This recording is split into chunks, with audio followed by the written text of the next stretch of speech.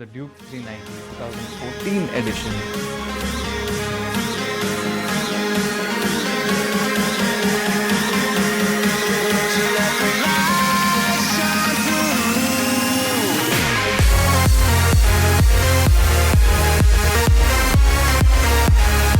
So guys, I have the Duke 390 2014 edition, which yes, happens to be mine.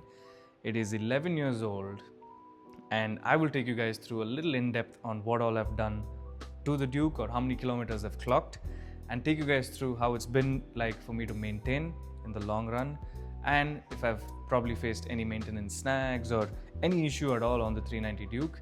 And I will take you guys through the best part or the best reason why this Duke 390 is by far the most amazing mean machine that you can find under 400cc as on date. Let's go. The first thing that I'm going to cover on my Duke 390 today, which is the 2014 first generation, and I believe that this model is the best Duke that is available in the planet. And as you might guess, this is my 390, which is about 11 years old now. And just take a look at her. Isn't she absolutely gorgeous?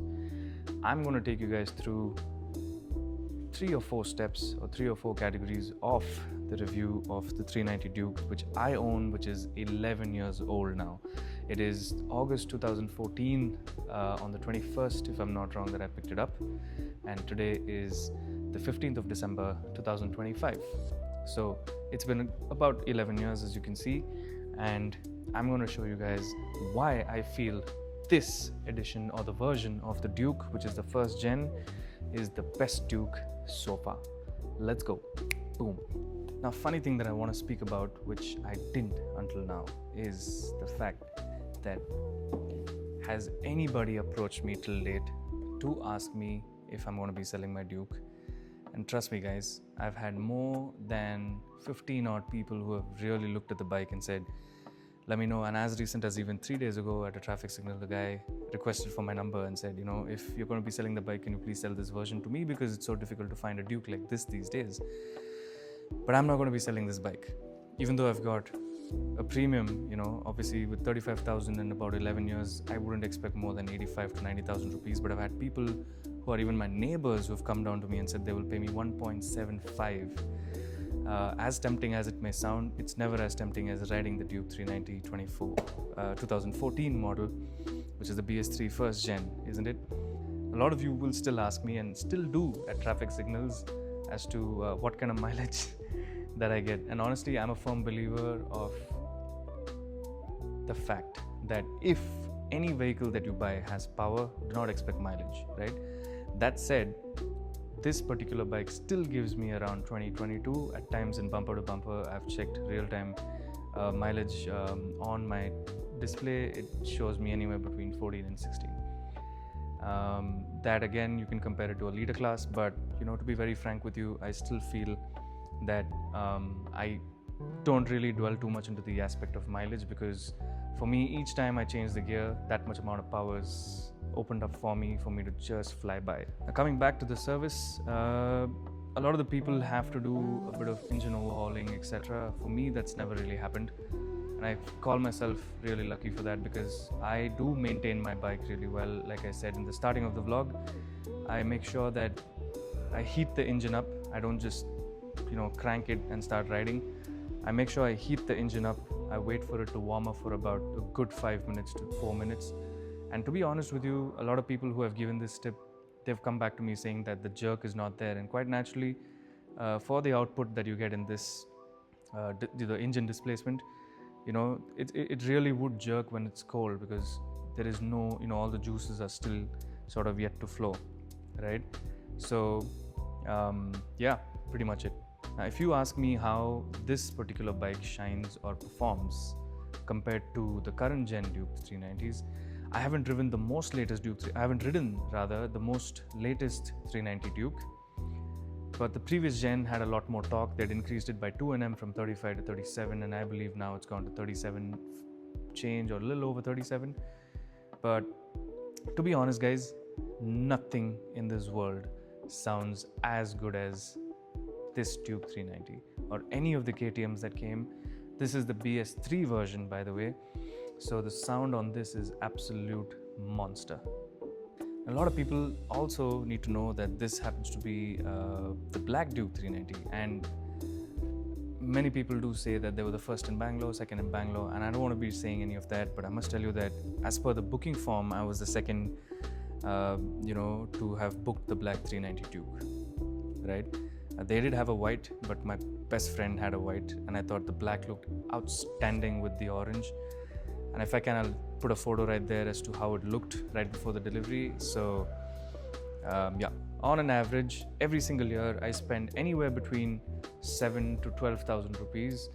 12,000 rupees includes a lot of the changes, like I said, including the brake pads and engine oil, regular service, the coolant, etc., including even the radiator flush, mind you. But to be very frank with you, I've not spent too much money in getting my service done, unless there has been a lot of change in parts, like I said. Now, speaking of the fabrics, right? Firstly, she's so gorgeous. If you take a look at the paint, the fiber, any kind of material that's been used on this bike, it has been extremely reliable. I have not had to repaint this bike even once.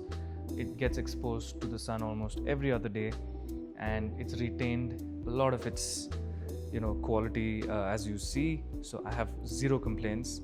The only thing, however, I would like to highlight is if you see this alloy and if you see that, weirdly, I don't know why, but only the rear alloy tends to get a lot more dirty compared to the front. Okay, now if you guys know why and how I can possibly prevent this particular change in color, which obviously disturbs me at times, you guys can let me know in the comments below. But barring that, like I said, I've had to change the disc once because of the fall. The brake pads are really good. Till date, I've not had any issues with the braking on my Duke 390. Okay, now I have done engine flush every single service, primarily to ensure that if there is any residual matter that's present inside, it naturally flushes out with the next oil change and the next time I pour fuel, right? But I honestly feel that the interest or even the importance that KTM service used to previously give with all its service executives has come down, which is what is making me really sad. But I have been giving it to the company right from day one. Now, I do believe a lot of KTM owners who have this version and later, and many other bikes such as Royal Enfield or any of these, have been giving it to a lot of other service centers which are becoming really prominent and famous of late. But I'm still confused whether I should continue with KTM, because this time around they came back to me a couple of months ago saying that my screen had a glitch. It was completely dead, right guys? And I kind of knew that there was no problem, because the only thing, let me show you, come here.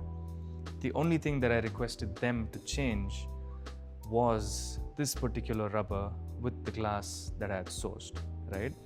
Now, when this change happened is when I realized that there couldn't have been anything apart from a wiring issue at the max. They convinced me that the water during the wash has possibly seeped in, which is why the screen conked, and they said it would cost me anywhere between 9,000 and 9,500 rupees, which was bizarre if you ask me, right? Now, I don't have an OCD, but everybody around knows how well I love to maintain my vehicles, whether be it bike or my scooter or my four-wheelers. And I knew for a fact that there was no issue, so I asked him to remove the unit, and just to notice and realize that the wiring had not been attached at all. So these guys at KTM Kasturba Road tried to fool me. Me being me and the OCD that I have, I caught them right then and there. Speaking about reliability and probably wear and tear, right? Now, this bike and this model, the build, the engine, all of it put together has been absolutely reliable. Touch wood, I have not faced any major issue on this particular unit right from the time of delivery. I unfortunately had just one accident, which was a very minor one, wherein I had to change the handlebar. But barring that, I've had absolutely amazing time with this particular bike, which means the reliability has been fantastic, right? When you speak about wear and tear, a couple of pointers that I would bring to your notice are possibly the brake pads. For me, the front brake pads wear out in probably extensive usage of say 1,500 kilometers in a month. I would say my front brake pads wear out naturally because I use 70% of the front brake than the rear brake, right? Apart from that, the coolant level, of course, is something that is real fun. I've basically stocked about 4, 5 to 8 bottles of coolant until now because this bike gets pretty hot. When I'm riding in traffic, especially bumper to bumper traffic, the kind of heat that this bike produces is a little too much to handle, especially on a summer, right? But for winters, it is warm and cooling. Nice. I'm not saying that KTM is bad or KTM service has gone bad, but it's just that how my bike or this particular model, the kind of attention that it needs, primarily because it's covered this kind of time or tenuity, right? So that is something that I've found that KTM has sort of dipped in. The last 2 services that I've given, I've not been completely happy. No issues really popped up, but you do know when a vehicle has got serviced to its optimum and when it's back on the road. And that is one issue that I would like to bring to your notice when it comes to the KTM service alone. Now, there are no major snags that I've faced on this particular bike, which is mine. Like I said, it's been about 11 years. I've clocked a little over 35,000 kilometers only. So the engine or the heart of this bike is still as good as new, right? My periodic service has a cycle of once in 6 months. I ensure that I do my bit to give it right on time. However, the problem that I want to bring to your table is I've not been too happy with KTM service that's been around in Bangalore over the last 2 years. Like I said, let's get to the maintenance, right? How can you keep your Duke 390 happy?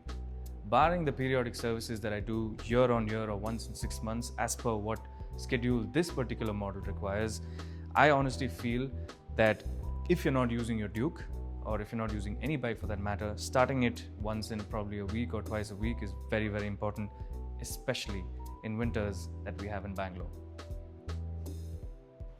Even to date, this has become a really rare bike to see on the road, this model, right?